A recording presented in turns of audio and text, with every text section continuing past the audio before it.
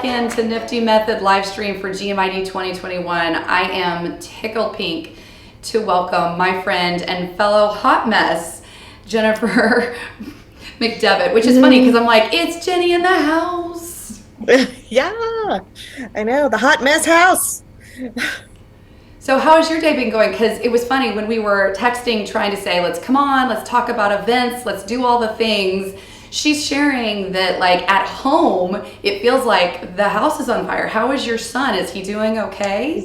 He's good. He, ran into an iron bar and chipped his tooth. But, he's 3. This is the other side of life. We have our professional crazy event world, and then we have our crazy not so professional home world. So we just keep going.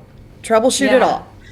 Yeah. No, I mean, it's been a really interesting ride, I think, especially trying to balance what's been happening at home, what's been balancing with just everything in general, because it was already nuts when you were trying to travel 50 to 70% beforehand, right? You were having, because you've got small children, I've got small children, and I feel like there's this ongoing conversation about the fact that we were like, let's definitely do all of that, but from home and with zero childcare support, with everything inside of it. And so I don't know how you've been balancing it, but tell us a little bit about what's going on in your world. So I think, like every event person, a year ago we got hit with a big, bat of, okay, well, live events are changing and it's time to think about where do events go. And I was really fortunate. So I've been doing events for almost 20 years. And so when this all happened, I'd already done some virtual and hybrid events. So this wasn't totally new for me. But it still changes everything that you had planned from the live side. So it's just been one of those years of, let's do some other pieces. Let's, kind of get some other skills updated, and let's just spend some time, kind of building out some other plans. And I've been lucky. I've stayed pretty busy for the last year, but I've also am just happened to be from a really techie world. Most of my clients are in tech, so that's been to my favor. Yeah, well, tell us what you've been. So, I mean, I've been sitting here just introducing you as like a close personal friend, and we didn't even get into like, who is Jenny McDevitt and why is she important in the scheme of live events? Tell us about yourself. Well, I appreciate that you think I'm important in live events, but I think I'm important. So I started my event career in my it was my 3rd career in life. And it's just my passion and my love. I love people. I studied sociology. So I think that kind of defines why I, am drawn to it. And I think connection's important. And I think that spending, companies figuring out unique ways to build relationships, whether it's from a product or brand perspective to an internal event, which can be about building up teams and so forth. So I've spent most of my career doing every kind of event possible. I've done internal ones. I've done, like the sales kickoffs and the president's clubs, to, the big trade shows where you have, 100 by 100 foot booths, to I've launched companies on the NASDAQ and done product launches around the world. I also lived abroad for a while. So I have various experience with doing events, from living abroad to also just kind of planning them. So I've done all that. And again, most of my world has really been with tech, except for a few. Is I've never been somebody who is, you have to have a certification to be good at events. It's not that it's a bad thing, and I have lots of friends who have it. But when this all happened, even though I had a lot of digital event experience, and the DES is digital event strategist, it just made sense to me to get the certification because as I started talking to clients, I could tell them all about my experience doing virtual events. But the bottom line is, until I had the certification to just hand them this proof of experience and study of it, it mattered. It became a tool that I could use to just continue to build the work that I was doing. And so I think if people are trying to consider a certification that would have some good feet right now, some sort of digital event certification, and there are a few now. There was one when I decided to do it, but now I think there's three, and I think it can be great. And it can also, there was a lot I already knew, but some was a great reminder, and to talk about the technology and the different ways and some of the new terminology with hybrid and live and virtual and semi-live. And there's so many different I think we go down as event people like the strings of different ways to put it together, which has some funny terms.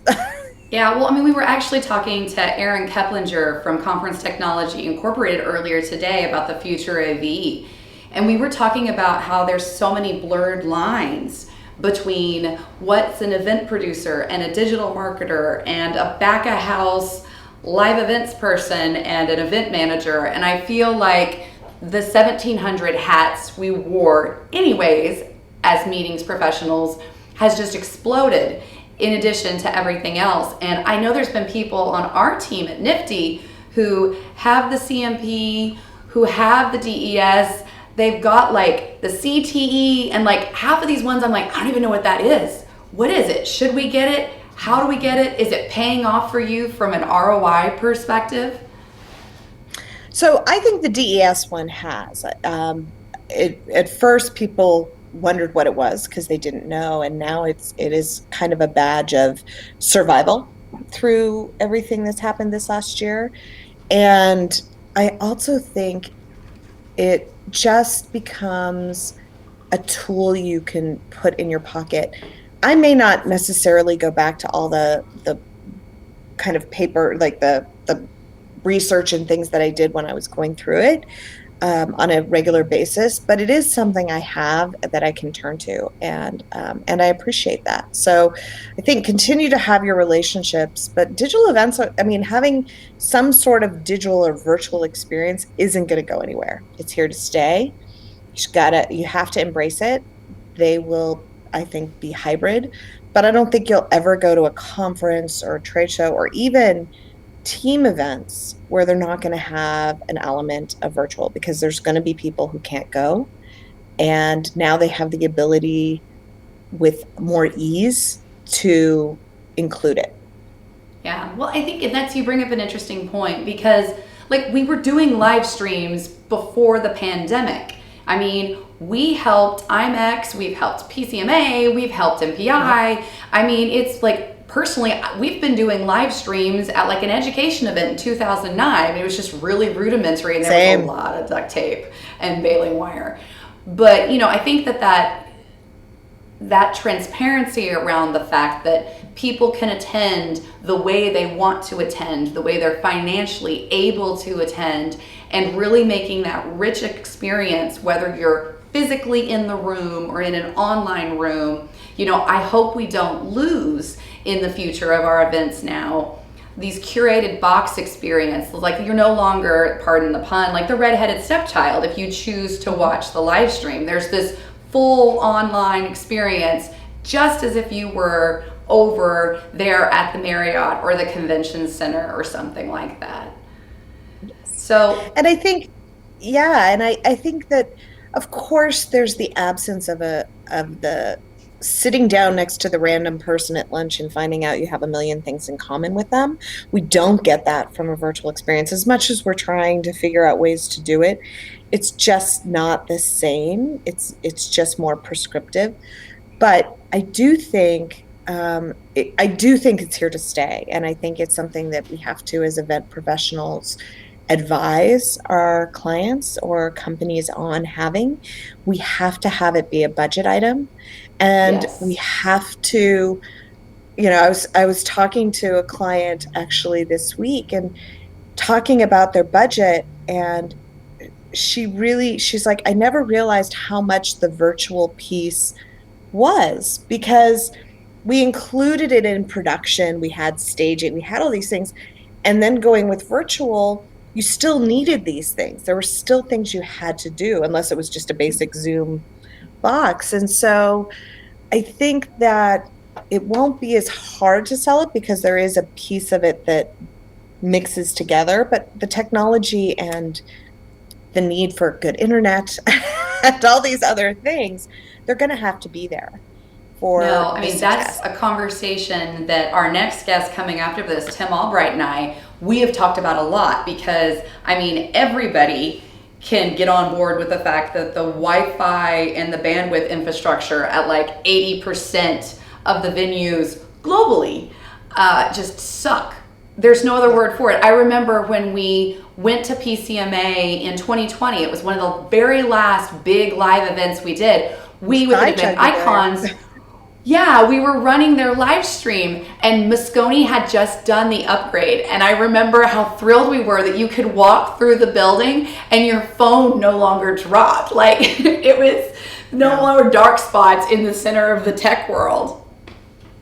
Yeah, and that was probably, I always found that to be the funniest thing of doing anything at Moscone, of, well, and just driving around San Francisco. I was like, of all the places in the world, you can't actually connect your phone, like you drop your phone in the middle of a conversation walking down the street of San Francisco.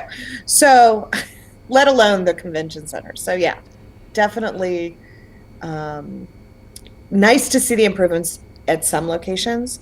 If Yeah. venues haven't done that this last year, they're missing an opportunity because it's going to become a priority for every event planner when choosing a location.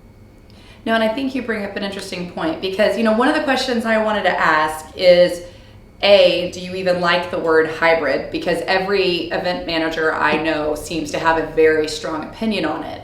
But, you know, as you're exploring hybrid, whether you call it that or not, are you leaning towards venues like the Houston Convention Center, which is building an on-site studio in addition to having that normal ballroom space and the breakout room experience so that you can do live? Or are you doing a more, you know, pre-recorded approach to your virtual events? Like, what is your definition of hybrid and how are you going to do it once you start doing it?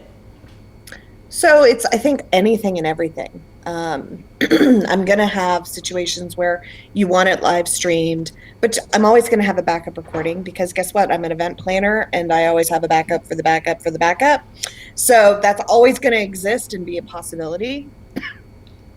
Um, yes, venues that have that ability would be, excuse me, a priority, but people haven't been traveling. So some of them are going to be like, I want to go to this location and we're going to make it work because the people who do go live, I want this experience. So you just take it and you figure it out and you work with what you have and you have a backup for your backup. Now, I love that. It was funny. We were over at the GMID parking lot party earlier today, and I was listening to David Adler and Adrian Seagar, and they were talking about how they think, you know, Adrian's got some real concerns, I think, like all of us do, about when we go back, can we meet safely and how are we going to do it? And David was talking about how, you know, there's going to be a lot of policing on the part of the event manager and a lot of people who it's like spring break, right? Like we've been set loose from our houses. We're gathering together. For some of us, it's like when we saw each other in Arizona a couple of weeks ago. We were like, humans, we want to hug with this elbow bumping thing is not going to work. So like, how are you, you know, what are you putting in place? How can we meet safely? So to some extent, you can't make people not meet on their own and not be able to hug and stuff. I mean, it's going to happen. So you have to have a certain amount of I can only control what I can control, and Yeah. accept that. I think being smart about how many people you have in a room, being smart about making sure the place has good ventilation or doing things outside when you can. Have hand sanitizing stations, hand washing stations. Make sure you have a really great on-site medical space if you do need to address something. Um, if it's a higher risk situation in the next 6 months, still have masks when you're indoors. Still, still be smart. But as we move through it, make smart decisions. Um, I personally have always liked having a mix of outdoor and indoor events, and I also don't love people sitting on top of each other. My least favorite thing as an event attendee is having to go to the 15th seat in a row of 30 seats and being that one in the middle. Like, that is my least favorite place to have to be. So let's not do that. Let's be smart. Have overflow space. Have monitors outside. Have it live streamed so people can watch it on their phone and sit and, you know, do some other things. We have the ability, so let's not minimize that. No, I mean, if anything dies, I hope it's theater style seating. I have an allergy. It makes me anxious just talking about it. It's like bad buffets where they don't have both sides, I'm just like, why? Why are we doing it to ourselves? So if that's a pandemic fatality for our in-person events execution, I feel like I'm with you on that one, Jenny, for sure. Yeah. So let's go back to my question about hybrid. Do you think hybrid is the best way to describe what the heck we're trying to do moving forward? So I'm actually okay with the word hybrid. It's not a word that bothers me. I think it allows for flexibility as things continue to change and morph. It doesn't put us in a box of semi-live or, virtual this or that. Excuse me. So I'm okay with it. It gives us flexibility. And it allows us to have not just two things. We can have various ways to do it and mediums for it. I like it. So, you've done a lot of global, right? Because you lived in Thailand for 4 years, 5 years. As you're thinking about that and looking at the world as a whole, do you think that we're going to get back to international events, just crisscrossing the globe like we used to anytime soon? I think that's going to take longer. So, excuse me. I think companies are going to be comfortable with regional, within country, and so forth. I think it's going to take a year to get international again. And I think certain countries will be easier for us to get to and do stuff with. I can see us being like, Japan is very clean oriented, so people might feel more comfortable going there. And then, other places like Thailand, maybe waiting a little longer. Yeah. So, and variants will play a part in it too. I love South Africa, but right now that's not really a place that anyone's real keen to go to, and I get it. So it'll probably be longer before we go do that. Yeah, it was something where we had made plans. We were supposed to be running an event in Dubai last year when the World Expo started. And I was actually just booking the hosted buyer program that we're trying to go on in May to go back in. And I know our friends over at Hot Dakamazo just returned from a site visit in Dubai. So I feel like some places are opening back up. They've really got this, a strategy around testing.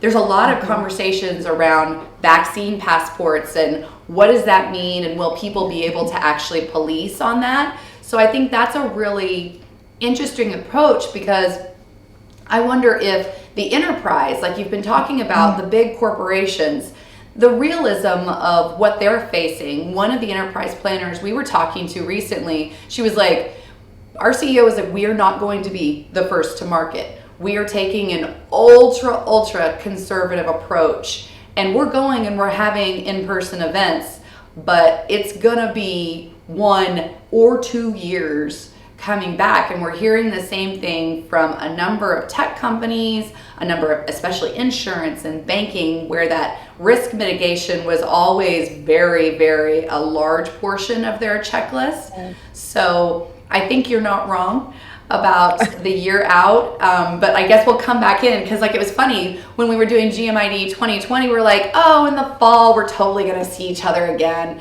No worries, we'll check you out in Vegas when we all hit IMAX.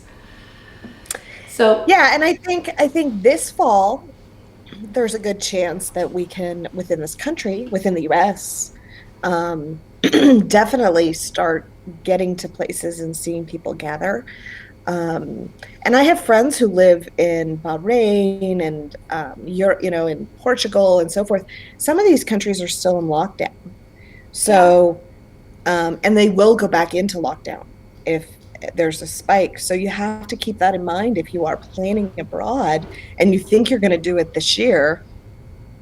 There, Dubai is safe right now, but guess what? If they have a spike, they will shut it down. And they might shut it down with you there. Well, they could. Or this then brings up the whole contractual thing and, what's considered, how do we work this into things? Who takes responsibility if someone gets it? I mean, there's a long list of things that will be, I think, in contracts and part of negotiation that is a whole other conversation that every event planner is going to have to figure out the right verbiage for. Yeah, because being marketers, being chefs, being nannies, being, just strategists, execution, lawyers. We're totally also lawyers. You're not lawyers. Go find a really good lawyer. Yeah, for us, we've been like this with our attorney over the last year when looking at this contract mess.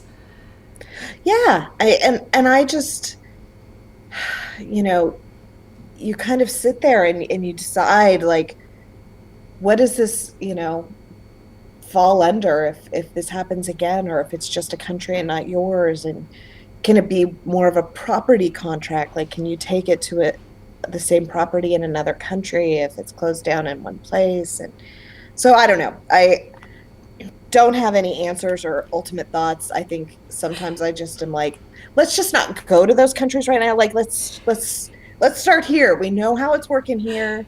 We have more control over certain things here. Let's do that. Yeah. No, no one expects the answers. And I think, again, that's something where, no pun intended, but hindsight is 2020. We were freaking out last year, and rightfully so, in many different ways. But that confidence level that so many event planners have, you could still see it there. And then I feel like by Q3, we were like, oh crap. There's just like this sinking realization. And so I, for one, really like the vulnerability of us as an industry, where we're really transparently talking about it with clients, with each other, with everyone who works and lives and plays inside our ecosystem, that goes, we don't know if this is the right answer, but these are the 7 scenarios we've planned for, because even the redundancy plan of the redundancy plan of the backup plan, like, we're needing all 26 letters of the alphabet at this point. Yes, absolutely, 100%. So I've got some tactical questions that I want to run down for you in a way where you don't have to be like, oh, I hate them, or oh, I love them. But like, what are the top 3 tech platforms you've been using to produce, to house the event, to pull the stage on for engagement? Just kind of rapid fire out there, pros and cons, and where to find them. Well, I have to give some shouts to Zoom. I think that in the last year they have really, I've used Zoom for probably 5 years, like it's from some of their early stages. So I have to give them some shout outs. I think they've done a good job at trying to make things easier, and also kind of understand from an event perspective how they can be a good tool. So them, I think there's a handful of companies. Like, I used On24 when I first started doing live streams. there's a lot of competitors out there. I don't think any of them are perfect. I think we hit glitches with all of them. Yeah. Um, and so I think it really depends on what it is what's the most important. Like, know your top three things. Like, I need to have like a person there to like troubleshoot everything because I don't want any of that. I need to have the ability to have breakout rooms that, multiple ones, and have it really easy for people to get to and so forth. So I think you have to kind of pull those things out, and then other things. And I guess actually I'm enjoying like Clubhouse and some of the new technologies that are really coming out. And how can we use those in other ways? Like, or what are they going to do with their business, and how can we put that in an event? Like, how can we have a Clubhouse breakout room at a live event where there's, thousands of people, and get a private invite to a private thing, and then, I don't know, have a scavenger hunt and have them figure it out and come to a private party, or, whatever it is. Like, what are we going to be able to use it for? Well, and I like the fact that they've got the closed rooms, and like I'm so late to the Clubhouse game. I literally joined on like April 1st because we were running like with a global events collective. The board was like, listen, you have to be here. We're doing the things, get on Clubhouse.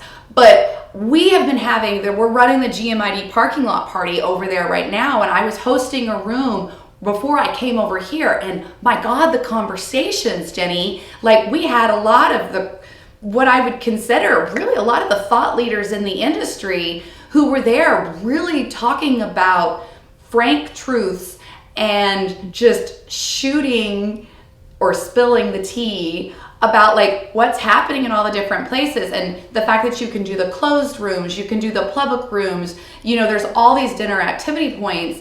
I love that for us because it really has made at least my experience today, because there's no way I can be in 55, MMB, MPI, PCMA, all of the groups.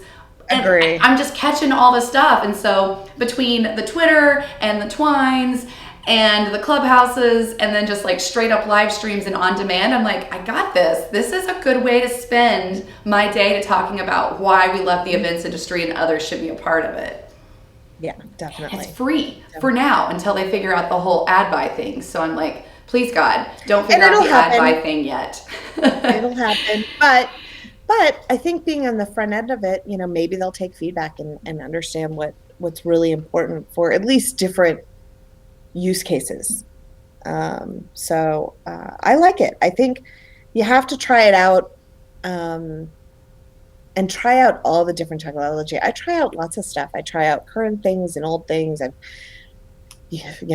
blue jeans and, I mean, like all these things, like used them, so yeah, you have to be willing to sit back and try it out, and be willing to think about other tech tools that are of value. Yeah, no, I mean, I like that. So when do you think your next like production of an in-person real live event is going to happen? So I am working on one in the fall, in October. It's small. It's a team internal. They're finally getting their people together from around the country, and so that's the first one that I'm personally working on. And it's I think it's going to continually change. Like right now, it's a very safety-minded approach, but if everyone in the group is vaccinated, who can be vaccinated, because you do run into people who just are, have reactions to vaccines, can't get vaccinated. So if you've done that with everyone, what are some other ways you can, get everyone together to do fun things that's safe? And so certain things will probably be planned closer to the time of the event. And fortunately, I think venues and everything right now are so excited, or even vendors are so excited to do things, they're willing to work with you. And if you're like, look, I can't make a deposit, I would like you to hold the dates, I'll tell you more when I know more. I've had vendors who are like, no problem. We can sign something 2 months out. So Yeah.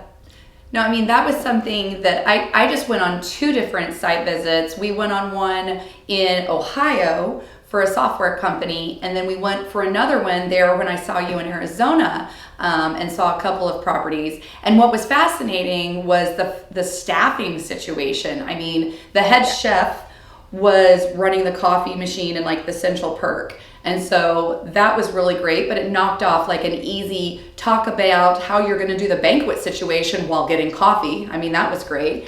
But the other thing that was really interesting was like just the overwhelming, not desperation, but definite, sure, we'll do that. And it was so much was in the court of the venues before the pandemic. This whole like role reversal, I was like, oh, thanks, Hyatt, Marriott, Sonesta, Crown Royal friends. We appreciate you and your amazing amount of concessions. And like, you don't want to take advantage of the situation because you know it's been a rough year. But on the other end, it's been a rough year. So it's on both sides. It's, it's our side too. And I think that the hotels or properties or whomever who are willing to work that much with us, it just builds a stronger relationship. So as those things start dropping away, because they will, you have a relationship with them, and you can have the conversations honestly and be like, well, you're my favorite because you did this for me. Yeah, no, and I think that again, it goes back to the core of, I mean, what's kept me personally in the industry for 20 plus years. I mean, you and I had no idea who each other was until we randomly got on that plane together and went to Tuscany. And, we meet people at these live events. We run into humans. Like, some of my best friends are from around the world that I've gotten to know simply because of the events industry. So, where can people become friends with you, Jenny? Where can they find you on the Twitter, on the social media, on the LinkedIn, on your website? Give us your email. Give us the places to link up and to find what you've been up to.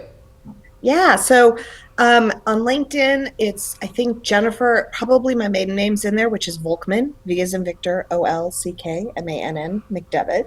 And my company's JV Events. The website's like been under construction for about 6 months, so you won't find it.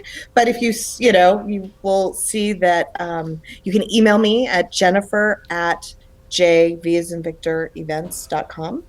I'm on Facebook, Instagram. I think it's all like Jenny V McDevitt, or I've kept the V in there. It's really, I started my business as Jennifer Volkmann. I love that name. It was a fight with my husband to give it up. But it's an important one because it's your last name too, man. I know. So yeah, and I am on Twitter. I think I don't do a lot on there. I tell you, it's funny. Like, you can find me on Clubhouse. Like, I'm on Clubhouse. I'll show up on things. I'll be in some of the stuff happening today. If you see me, you can follow me, and I do try to get on there and talk on a few groups, so I have fun with it. And definitely shoot me an email or send me something on LinkedIn. I'm happy to connect with folks. And as someone who has my own business, and talking to other event people, if I have stuff, I don't have a team. We've had this discussion. I don't keep a full staff. I hire when I have the right event happening that I want to find the right people for. I'm all about, like, I'm going to create a team that works for that client. So I'm always happy to chat with people and bring them on when I got stuff going on, because we're all in it together. That's the truth. Well, Jenny, thank you so much for your time, and totally thanks for your patience as we were working out the live events thing, because today, y'all, we are GMID 21ing, and right now we're going to be hanging out, and we're bringing Tim Albright from AV Nation in. Jenny, we're going to see you later, hopefully, over at the GMID parking lot party at the clubhouse. So we're going to take you off, and we'll come back in. We'll get Tim on here. Thanks again, Jenny. We'll see you.